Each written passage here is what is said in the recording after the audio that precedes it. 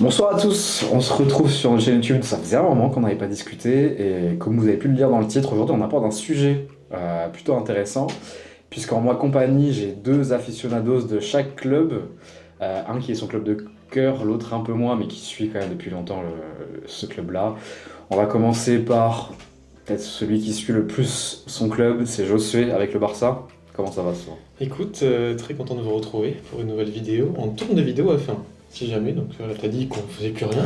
Alors, on refait des fait vidéos. un peu moins, C'est vrai, pas c'est plus vrai. rien. Je te l'accorde. Ouais. Mais très content de vous retrouver avec un beau plateau, une belle soirée, puisqu'on va enchaîner avec une autre vidéo juste après. Et un débat houleux, je pense. J'en dis pas plus. Ouais. Et ensuite, Jonathan, qui du coup suit un peu plus le Real, mais je crois que ton club de cœur c'est Benfica. Ouais, bien sûr, mais bon, un grand fan quand même du Real de Madrid. J'espère que vous allez bien, ça fait longtemps que moi je suis pas passé sur la chaîne, donc moi j'espère que vous allez tous bien et on va s'attaquer à un gros débat sur cette fin d'année 2025 et cette début d'année 2026 pour préparer justement cette fin de saison qui va s'annoncer très Brûlante. sympa. C'est ça. Brûlante. La question de thème de cette vidéo, c'est est-ce que le Barça et le Real sont toujours souverains? Est-ce que ce sont toujours des clubs en état de dominer, que ce soit en Espagne ou plutôt en Europe, parce que c'est vraiment la question, de clubs capables normalement de gagner et d'aller jusqu'au bout depuis peut-être 15-20 ans, voire même plus, mais nous en tout cas on les a connus à ce niveau-là pendant un moment. C'est un peu plus compliqué en ce moment et on va essayer de se poser des questions de pourquoi, comment, qu'est-ce qu'ils peuvent faire, où on peut aller, où ça va, parce que c'est parfois un peu compliqué et obscur vis-à-vis de ces dernières années. Est-ce que l'un d'entre vous veut commencer? Je suis à ton honneur. Je t'en prie. Écoute, vaste débat aujourd'hui. C'est vrai que depuis quelques temps, on peut se poser la question de savoir si le Real et le Barça vont bien.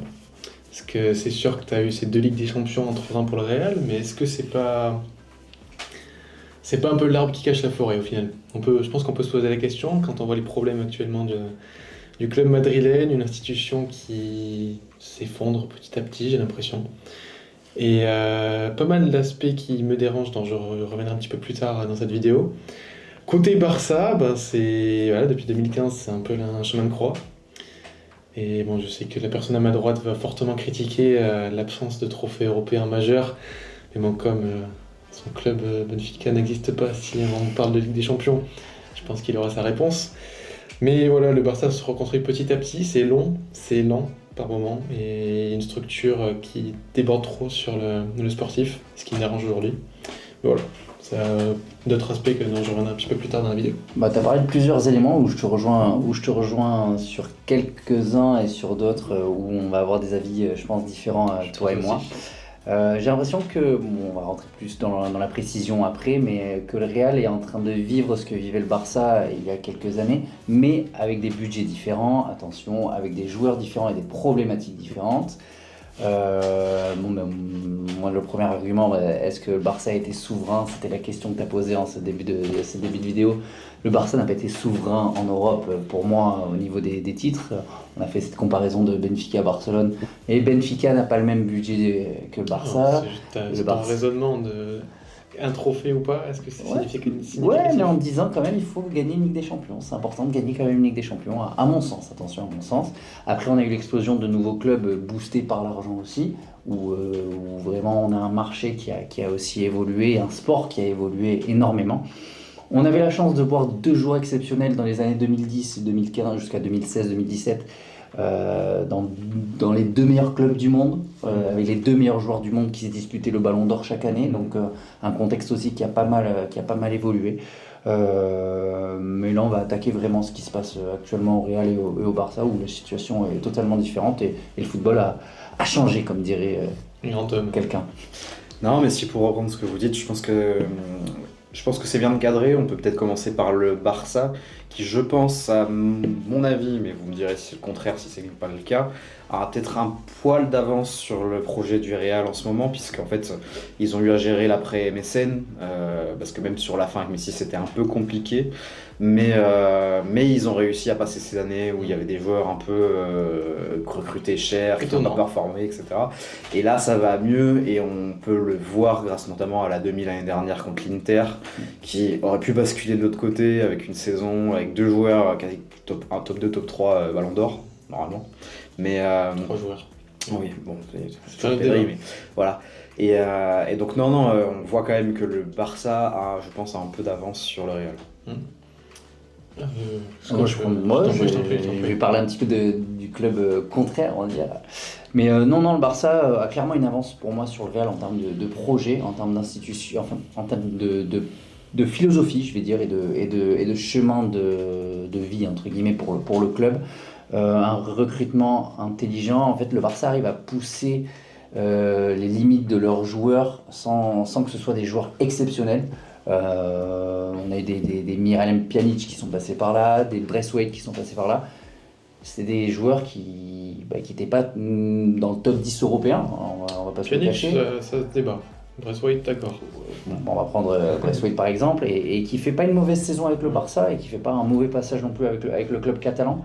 Le Barça, grosse année l'année dernière, une grosse saison l'année dernière, comme tu l'as dit Étienne. La Ligue des Champions aurait pu tourner en faveur du Barça pour aller en finale justement, où cette confrontation avec l'Inter, enfin ça a été quelque chose d'assez spécial. Mais il manque ce petit truc toujours, et pour aller accrocher ce titre européen que le Barça cherche depuis des années. Mais en termes de structure, l'organisation, enfin le Barça a un poil d'avance sur le Real de Madrid. Ouais, tant qu'on parle du Barça, moi, je suis d'accord, mais je trouve qu'aussi c'est aussi le problème, et c'est ce qui fait que ça dure autant, c'est que ta structure, notamment financière, impacte trop le sportif aujourd'hui. Bien sûr. Et que tu parlais du recrutement, oui, qui est par moments intelligent, mais tellement minimaliste, que là, ta défense, tu sais que t'es une de blessures, Araujo, qui, voilà, bon, très belle décision du club au passage. Je trouve que c'est important de parler de la santé psychologique des joueurs, et c'est une très belle démarche ce qui s'est passé, donc voilà, grosse force à lui quand même si encore là, le PSG en 2024, mais c'est voilà. Mais non, pour revenir un petit peu sur la structure du Barça, c'est vrai que moi, le financier et toute cette sphère d'éco, tout ça, je trouve que ça impacte trop le sportif aujourd'hui. Et tu vois comment Tiflik a fini l'autre jour, je sais plus après quel match, limite en pleurs, etc. En Liga, c'était en Liga. C'est ça, est-ce que vraiment ta structure, ton board, ne devrait pas plus protéger les sportifs que là, en fait, maintenant, tu te retrouves à le 1 pour 1, tu sais toujours pas si tu peux y être ou pas. Ouais. Est-ce que tu vas pouvoir recruter? Est-ce que ça parle d'un shooter back en défense? Est-ce que ça va pouvoir arriver? Moi, j'ai peur qu'à terme, voilà, tu as tellement un peu vendu ton club avec tous ces... c'était quoi le mot déjà là c'est Palenka, là? Comment ils appelaient ça, là, les leviers économiques, là? Vous l'avez plus le mot? Non, moi je sais pas. C'était le mot en espagnol, je sais plus. Bon bref, c'est pas grave. Les leviers économiques Espagnol. de la Porta en espagnol. Ouais, espagnol. Que tout ce qui a été activé à ce moment-là, en fait, tu as tellement parié sur la réussite sportive. Est-ce que tu rajoutes pas une pression supplémentaire sur un effectif où déjà tu vas puiser le maximum de ce que tu peux en faire? La question se pose. Mais c'est vrai que le projet aujourd'hui, on voit de meilleures choses sur le terrain. L'idée, je pense quand même, c'était de remettre le club à flot, autant dans sa gestion administrative que financière. Je pense que ça marche à peu près pour l'instant. Que la belle saison de l'année dernière, c'est bien aussi pour les résultats financiers. Oui, parce que t'avais prévu un quart de finale dans les comptes. C'est ça. Donc ouais, il y a quand même de la réussite, il y a quand même de la réussite sportive, mais on voit quand même que sur le recrutement et sur les joueurs, notamment certains joueurs, ne sont pas de la dimension du Barça d'il y a 10 ans, c'est évident, mais il y a des joueurs de devoir, il y a des joueurs qui sont du centre de formation. Ce qu'aurait dû faire, moi, à mon avis, le Barça, quand ils se sont mis à recruter un peu tout le monde, Pjanic, Griezmann, Dembélé, Coutinho, c'était plus s'appuyer sur son centre de formation, qui a été une force pendant des dizaines d'années. Ouais, après, t'as eu un trou d'air à la Masia aussi. Oui, mais c'est toujours pareil, en fait. Quand t'as un trou d'air dans ton centre de formation, c'est que t'as un moment où t'as lâché ton centre de formation pendant quelques années. Parce que si tu continues à maintenir ton centre de formation, la rigueur, etc., et ben en fait, tes joueurs, ils vont pas éclore ailleurs. En fait, c'est toujours pareil. Donc, je suis d'accord pour dire que dans le football en général, il y a peut-être une baisse légère de niveau individuel ou peut-être une augmentation des attentes vis-à-vis de chaque club et avec des plus grands, enfin de plus nombreux clubs avec des bons joueurs, je sais pas. Mais j'ai l'impression quand même que c'est juste que tu as peut-être lâché un peu ta Masia à un moment donné en vouloir faire justement ce que faisait le Real, acheter des joueurs à l'appel avec beaucoup de budget, et ça ne marche pas dans l'identité du Barça. Et c'est pour ça aussi, je pense que le Real va mal, c'est que pareil, je pense qu'ils sont un peu perdus leur identité, et peut-être qu'on peut enchaîner sur ça, parce qu'en ce moment, ça se passe pas très bien. La transition est vite faite, comme tu l'as dit, le Real va mal, ça fait un an officiellement pardon, avec les titres, puisque l'année a été catastrophique. Mais comme tu l'as dit, c'est l'arbre qui cache toute la forêt derrière et avec les désastres justement du Real de Madrid. Un recrutement plus que moyen, avec des folies d'un président démesuré, entre guillemets. Et c'est le résultat d'une année catastrophique l'an dernier. Des débâcles face à ton concurrent numéro 1 en Espagne. En Europe, on n'y arrive plus. Enfin, le Real n'y arrive plus. Et le Real n'a aucune philosophie de jeu d'un point de vue tactique et stratégique. Ouais. Et ça, pour moi, le gros problème du Real, ce que je voulais revenir tout à l'heure, c'est que ta stratégie depuis des années, c'est l'individualité. Et aujourd'hui, dans un football où le collectif commence à prendre partout, parce que tous les gros projets, c'est du collectif, est-ce que là, t'es pas à ta limite? Est-ce que t'as pas, là, en continuant d'avoir pris Arnold, très bon joueur Arnold, mais qu'est-ce qu'il vient faire dans ce projet-là? Tu mises tout sur Mbappé, mais le PSG peut témoigner des problèmes que ça leur cause, que ça leur a causé du moins. Est-ce que là, t'es pas à ta limite d'encore tout miser sur l'individualité, parce que tu te retrouves avec Bellingham, Vinicius, Rodrigo et Mbappé, tu sais pas quoi en faire. Là, ça fait quoi, 6 mois qu'Alonso est là maintenant? Est-ce que en tête, tu as un schéma tactique d'Alonso aujourd'hui, après 6 mois? Aucun. Tu sais, t'as rien. Aucun. Tu sais pas comment aligner tes mecs. Au milieu, t'as aucune valeur sûre, t'as des très bons joueurs. Tu sais pas, ça fait 6 mois qu'il est là. Et je pense pas que ce soit lui le problème. C'est juste qu'aujourd'hui, t'as pas de collectif. T'as pas de collectif. Je pense qu'on a donné à Xabi Alonso un puzzle avec des pièces qui ne correspondent pas au puzzle que tu veux à la fin. Les pièces ne s'embonnent pas les unes avec les autres. Et t'as beau essayer de faire ce que tu veux, c'est strictement l'inverse de ce qu'il avait à Leverkusen, où justement en fait il a pris des joueurs qui pour la plupart étaient des joueurs de devoir, pas forcément des stars. Qui maintenant, Frimpong, Grimaldo, etc. sont des joueurs reconnus, mais quand ils étaient à Leverkusen ou à Alonso, c'était pas les meilleurs latéraux du monde, qui maintenant il n'y a plus de débat pour dire c'est du très haut niveau. Pareil pour Patrick Schick à l'époque, Florian Wirtz, etc. Et maintenant c'est du très haut niveau parce que c'est des joueurs qui adhéraient à l'identité de Xabi Alonso, que ça marchait dans le football allemand. Et là, lui qui est espagnol et qui a toujours joué dans des clubs espagnols pour la plupart du temps, c'est quand même différent et ça n'adhère pas, ça ne marche pas avec des joueurs du type de star comme Vinicius, Bellingham et surtout Mbappé. C'est le grand questionnement aujourd'hui. Est-ce que moi la Mbappé dépendance me dérange beaucoup? J'ai vu là cette semaine une petite vidéo ironique de Julien Cazard qui parlait d'Mbappé. Je sais pas si ça vous dit quelque chose. Mais vous irez voir après, vous irez regarder si vous êtes de votre côté, qui parle de problème Mbappé en équipe de France, notamment après le départ de Griezmann, qui est surtout parti parce qu'il n'avait pas eu le brassard, etc. Ensuite, ça a eu du mal à enchaîner sur les victoires sous la Mbappé dépendance, on l'a vu à l'Euro 2024, ça a été compliqué. Et ensuite, au PSG, c'est pareil, comme par hasard, il s'en va, ça fonctionne. Ah mais oui, je l'ai vu. Ouais, tu vois, exactement. Et alors, c'était du second degré, entre guillemets, parce que c'était plus du 1,5 degré. Et il y a un fond de vérité là-dedans, c'est que le problème, c'est que Mbappé, tu joues pour lui. Et quand il est là, si ça ne marche pas, c'est pas de sa faute, c'est le problème des autres. Ouais. Sauf que personne ne remettra jamais en cause le niveau de Neymar ou de Messi, même quand ils étaient au PSG, et pourtant on le fait, alors qu'ils ont tout donné, et que Neymar, quand il était le leader du PSG, ça va en finale de Ligue des Champions. Bon, un format spécial à Lisbonne, mais ça va quand même en finale de Ligue des Champions. Ouais. Et maintenant, le même problème qu'au PSG, le même problème qu'en équipe de France, ça se transpose au Real. Alors, est-ce que c'est lui le problème? Je sais pas, je pense que c'est un tout, mais il fait clairement partie du problème. Ouais. Là où ça me dérange moins en équipe de France, c'est des compétitions ponctuelles, donc tu peux plus facilement t'accommoder, les autres ont moins de temps aussi, donc c'est un peu moins visible en quelque sorte. Mais c'est vrai qu'au Real aujourd'hui, t'as la partie individuelle qui est, on va dire, spectaculaire quand même, on va pas se mentir, l'année qu'il fait elle est monstrueuse, il faut pas non plus cracher sur lui, mais d'un point de vue collectif, ça déteint tellement ce que je disais avant en fait. Aujourd'hui t'as Mbappé Vinicius, ça fait 1 an et demi maintenant. La connexion, c'est le lien rouge, clairement, c'est vraiment le lien rouge sur FUT, n'est-ce pas? Tu connais ça? Ouais, je connais bien. Et Rodrigo a été mis au placard, là il commence à remettre, il a mis 2 buts sur les 2 derniers matchs.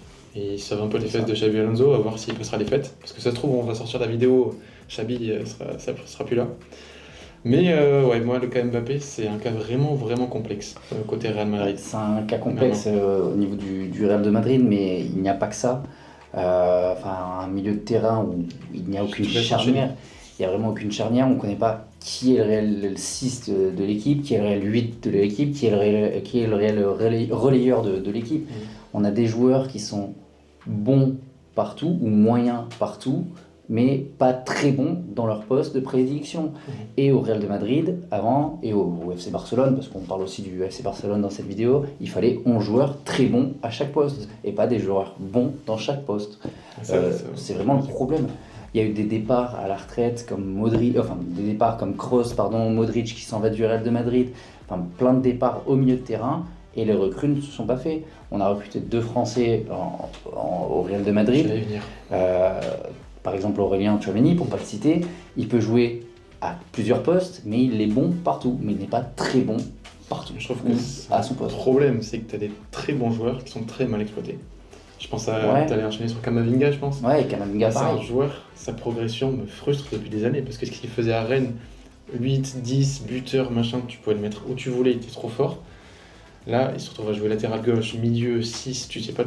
Ouais, mais En fait, il est tellement complet qu'il devient mal utilisé parce que tu t'adaptes continuellement. Fede Valverde, c'est pareil. Maintenant, ça devient latéral droit parce que tout le monde est blessé et tout le monde est nul aussi. Donc ça, voilà. Ouais. Mais c'est le problème du Real aujourd'hui, c'est que tu exploites très très mal tes individualités parce que tu comptes que sur eux, que sur elles, et notamment devant. Mais c'est ça. Mais est-ce que le fait d'être complet partout, ça ne peut pas en jouer aussi sur ton club? Mais si c'était qu'un cas comme ça, d'accord, là c'est plusieurs. Oui, c'est pour ça. Justement, c'est une faiblesse pour le Real de Madrid. Il y a aussi, je pense, peut-être un problème de leader dans le vestiaire. C'est pas que sur le terrain, sur le niveau footballistique, parce que les joueurs individuellement, ce que vous avez dit, ont sans doute les capacités et le niveau, mais il y a un vrai souci aussi à l'intérieur du vestiaire et en extra sportif. Non, mais je suis d'accord. Quel est ton leader de défense aujourd'hui? Avec un Militao qui est constamment blessé, Rudiger, force et honneur. Asensio, bon, j'en parle même pas, lui, ce genre, je trouve vraiment, j'ai jamais compris. Des nouvelles recrues en défense. Hussein, trop jeune, qui est un très bon joueur, mais tu peux pas recruter que Hussein quand il est au Real Madrid. Et Carreras non plus à gauche. Carreras, j'aime bien Carreras. Mais... Arnold à droite. Ouais, mais Carreras, par exemple, il sort de ton centre de formation aussi. Oui, c'est ça, t'as pas de leader en fait. T'as pas de leader au milieu, pareil, t'as des mecs qui sont depuis des années, mais pas forcément une âme de leader non plus. Puis il y a surtout des... Alors ça c'est des choses que je connais moins, mais des problèmes de caractère, d'ego, je ne sais pas, mais de caractère.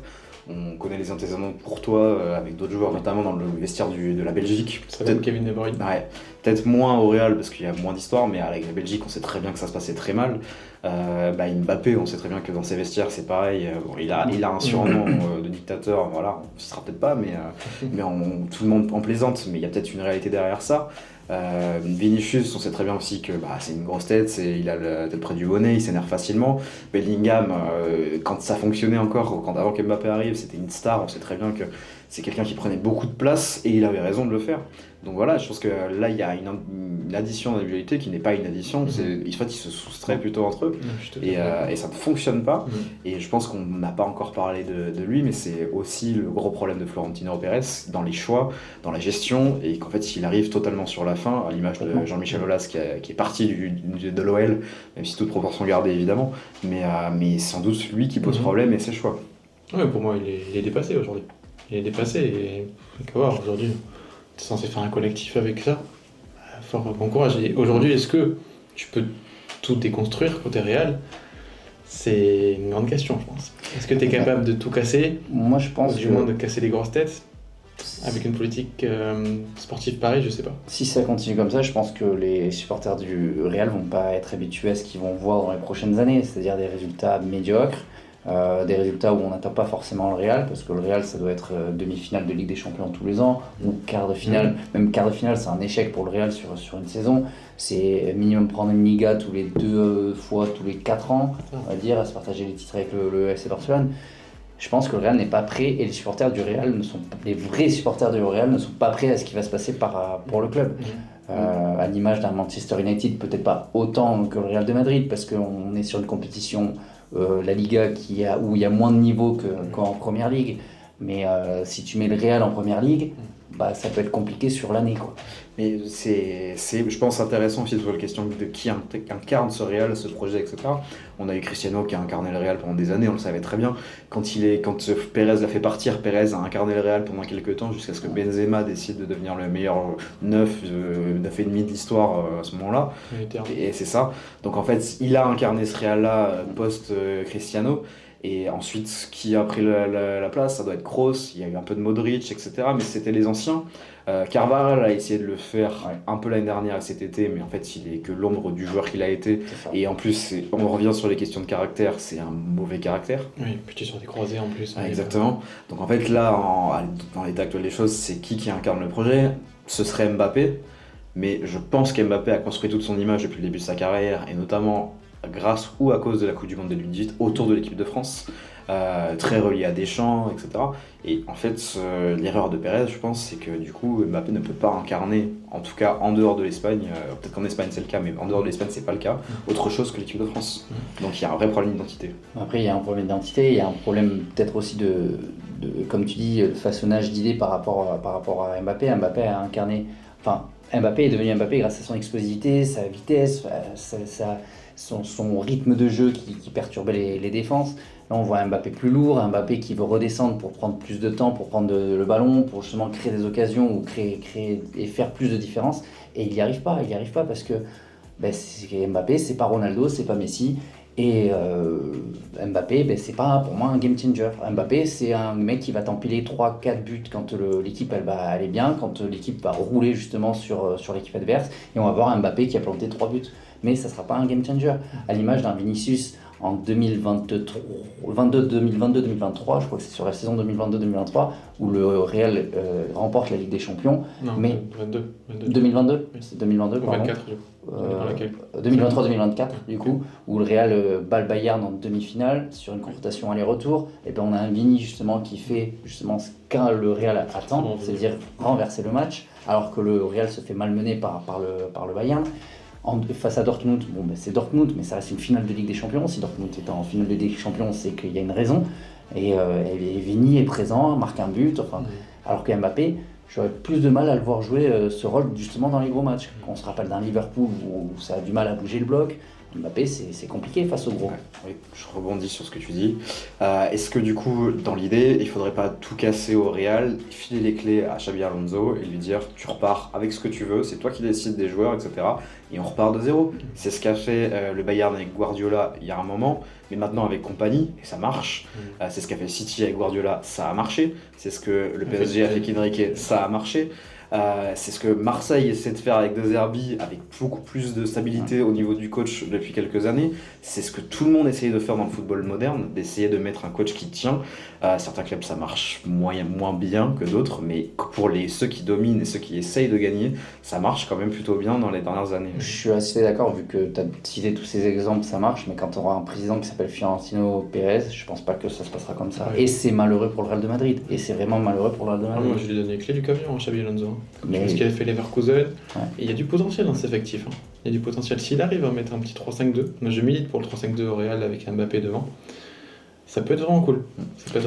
Donc pour rebondir sur tout ça, à l'inverse du Real notamment, est-ce qu'on peut revenir sur Hansi Flick qui, malgré tout, a quand même ramené une identité, une vraie volonté, et sans que ce soit parfait, loin de là, notamment ce piège du hors-jeu qui est à la vie à la mort sur certains matchs, a quand même amené des belles choses, et notamment contre le match contre l'Inter, on s'est tous rendu compte que quand ça fonctionnait et que ça connectait, ça pouvait donner des matchs de fou dans le football 2025. Donc il y a quand même du vrai dans ce que fait Hansi Flick. Ouais. Non, c'est clair, après tu as une équipe qui est capable de marquer plein de buts, c'est ce qui manquait depuis des années, et ce qui manquait notamment sous Xavi. Après, toute proportion gardée, il y avait d'autres problèmes sous Xavi, mais c'est vrai que j'aime beaucoup l'identité Flick. Après maintenant, ce que je disais un petit peu tout à l'heure, c'est le problème de quantité de talent. Du talent t'en as, mais c'est vrai que dans la rotation ça devient vite compliqué. Tu vois, notamment par exemple, Daniel Olmo se blesse, Fermin Lopez revient, Fermin se blesse, Olmo part. T'as cette constance qui est très très compliquée à trouver. T'as quand même une ossature aujourd'hui que t'as avec Pedri au milieu, De Jong ou pas, Rafinha, Yamal, Lewandowski qui est là. Derrière c'est toujours un petit peu approximatif disons, mais la Bata Koundé qui vit une saison compliquée, ça reste quand même une valeur sûre. Baldé qui revient bien, Gérard Martin maintenant qui devient Maldini Prime, je suis surpris. Eric Garcia, il est parti un an à Gérone, il est redevenu monstrueux. tu parles des joueurs moyens qu'on arrive à sublimer, moi les deux là ça me surprend beaucoup. Mais globalement, tu as ton ossature qui est vraiment très très forte, une identité de jeu retrouvée. Je pense qu'il faut encore la travailler. Mais ça te permet, voilà, là tu as passé 1 ou 2 mois plus complexes là, sur ce début de saison. Tu vois que t'es pas largué, tu te retrouves Premier Liga avec 4 points d'avance et en Ligue des Champions t'es plutôt bien aussi. Tout ce que j'allais dire, le Barça, la force du Barça, c'est que pendant ces moments creux, ils arrivent à ne pas être dépassés, ils arrivent à gagner 2-1, 3-1, 1-0. Enfin, il y a eu des moments, enfin une saison c'est long, c'est quand même 12 mois, enfin sur une saison complète, il y a beaucoup de compétitions à jouer, des effectifs plus restreints ou d'autres en fonction des équipes, et un Barça ou un Real qui doit être présent sur toutes les compétitions. C'est quand tu arrives à ce poste d'entraîneur du Barça ou du Real de Madrid, tu dois être présent sur toutes les compétitions. Et la force du Barça, c'est vraiment cette homogénéité avec tout ce collectif. Et le Barça, peut-être que ça perd contre le Real de Madrid cette année en Classico, mais ça arrive à gagner contre les petites équipes et ça joue bien. Ouais, j'avais fait un short, je me rappelle, je sais plus trop quand, et j'avais dit que la victoire en Classico du Real allait faire plus de mal au Real qu'au Barça. C'est exactement ce qui s'est passé. Et je voulais juste enchaîner aussi que bon, quand on perd, on fait pas semblant. Parce que le 3-0 à Chelsea ou le 4-1 face à Séville, voilà, quand on perd, on aime bien faire 8-2. Mais voilà, c'est tout. C'est juste que ça peut être dangereux des fois. Je reviens sur ce que tu disais au début quand même sur les questions des blessures. Est-ce que tu ne penses pas qu'il y a un petit souci de gestion de staff, notamment avec le cas Aroro au-delà des blessures? C'est que c'est bien de le mettre au repos parce qu'il a demandé, etc.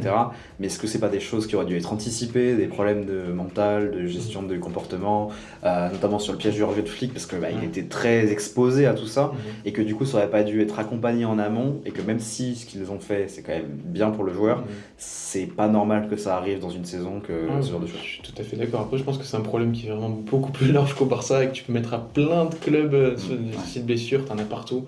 Et je sais plus si j'écoutais l'after une fois ou le WFC, je me rappelle plus, mais qui disait qu'en fait, des problèmes de blessures, t'en as de plus en plus et c'est pas des petites blessures en plus. Donc, certes, à ce nombre de matchs, faut demander à Jules Koundé, à n'importe quel joueur pro qui va vous dire qu'il y a trop de matchs. Mais globalement, les staffs médicaux des clubs, je pense qu'il y a un vrai sujet à faire là-dessus et ça peut mériter une vidéo. Déjà, on en parlera peut-être tout à l'heure sur le clash entre Fabregas et le coach du Sénégal, j'ai plus son nom, pardon. Mais sur le fait de libérer un joueur, maintenant que la FIFA a décidé de garder les joueurs pour la CAN une semaine de plus, et en fait on a des vrais soucis, notamment sur des compétitions qui se superposent pour libérer des joueurs, et en fait les joueurs se passent leur temps à jouer dans des compétitions ultra importantes, parce que ça va enchaîner Ligue des Champions et la CAN peut-être 2 semaines après, et certains joueurs vont arriver cramés, vont devoir jouer toute la compète et vont revenir en club et rejouer le championnat plus avec des champions. C'est un autre sujet, mais janvier ça devient avec des grosses échéances maintenant. Exactement. Non, sur le Barça, c'est d'autres choses à dire. Espérer remonter un petit peu là au classement de Ligue des Champions. On aura 2 dernières rencontres, il faut gagner absolument. Je sais pas si le top 8 est encore faisable. Peut-être avec 16 points, ça va être chaud quand même parce que devant il y a des grosses cylindrées et ça perd pas de points. Mais non, sinon après, plutôt serein quand même. Je pense que petit à petit le Barça va revenir bien comme il faut. Alors, on est plutôt d'accord, Jonathan, qu'on parle plutôt là d'une domination européenne ou mondiale dans l'identité ou dans la marque, plutôt qu'une domination en Espagne, parce que ça reste les clubs que ça a toujours été, et qu'en Espagne c'est au-dessus, et ils se tirent la bourre pour être champion avec l'Atlético qui essaye de survivre, comme chaque année. Mais du coup on parle plus d'une domination européenne qui est manquante sur ces dernières années. Par rapport au FC Barcelone et au Real de Madrid. Et au Real de Madrid aussi, où justement, l'année dernière, perdre contre Arsenal avec un éclair de génie de Declan Rice et prendre 3-0 au match aller, il me semble, et après perdre à Bernabéu, ou faire match nul à Bernabéu, je ne sais plus la confrontation, je crois qu'il y avait match nul à Bernabéu. Ça fait mal pour le Real, mais le Real a des titres, si on prend l'historique du Real de Madrid d'il y a 10 ans, ça continue à avoir des titres en Europe. Donc, mais à voir comment ça va évoluer, mais c'est pas rassurant. 3-0 au Bernabéu et 3-0 à l'Emirates et 2-1 au Bernabéu. Voilà, les défaites à Bernabéu, il me semble. Double défaite. Donc pas gagner un match sur cette confrontation directe, ça fait mal. Ouais. À voir comment ça va évoluer, mais je pense qu'on a fait un petit peu le tour sur le Real aussi. Quand on laisse les clés à un joueur, c'est tout le collectif qui en pâtit, et le foot c'est un sport collectif, à l'image du PSG l'année dernière.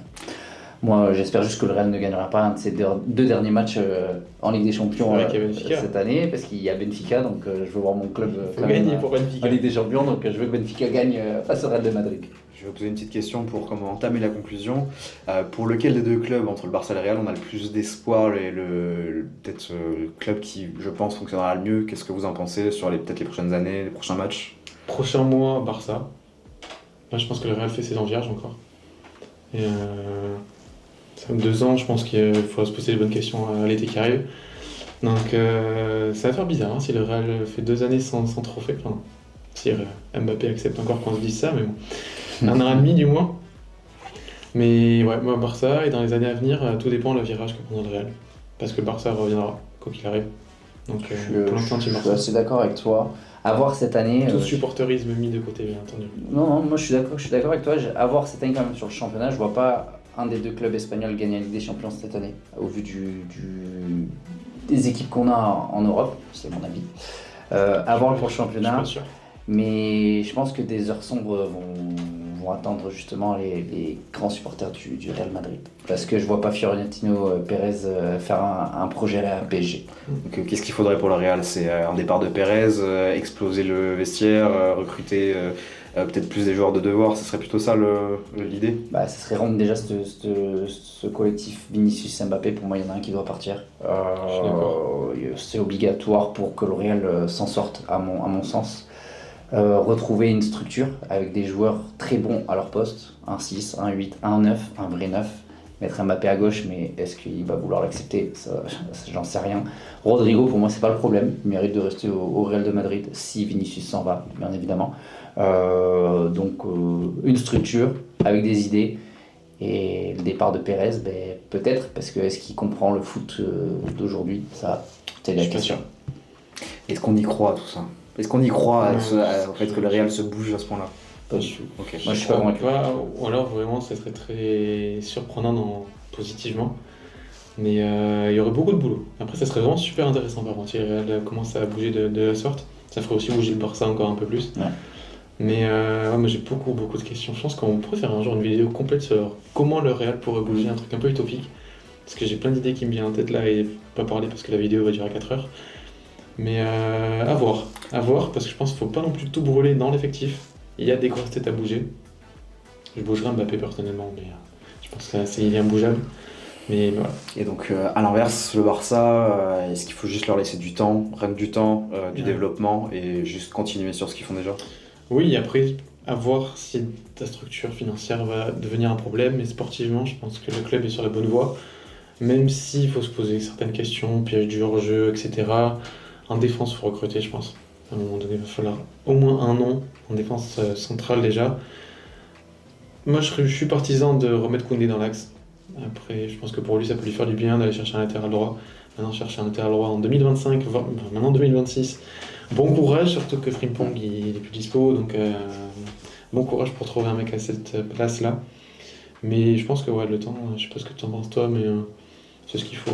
Je suis d'accord avec toi, le Barça, enfin, ça va demander du temps, mais le positionnement est intelligent de la part de la direction. Il y aura peut-être des limites ou des barrières financières par rapport au club, mais sportivement, ça fonctionne.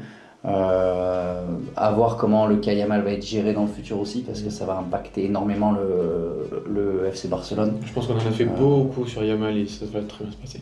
Bon, C'est mon avis après, mais Ouais, mais ça va vraiment impacter, je pense, les résultats Oui, du Barça c'est sûr. au futur. Mais comme tu l'as dit, il faut une référence défensive dans ce club. Pour terminer, on va être sur un Real du coup qui va probablement s'enfoncer dans la crise et qui a peu de solutions vu que la situation dans laquelle il est. Un Barça qui a sans doute besoin de plus de temps pour avancer. On est bon? On est bon. ça me va. Nickel. Très bien. Merci à tous d'avoir suivi cette vidéo. On a fait le tour. N'hésitez pas à nous dire ce que vous en pensez. Et puis à la prochaine. À la prochaine. Ciao. Ciao.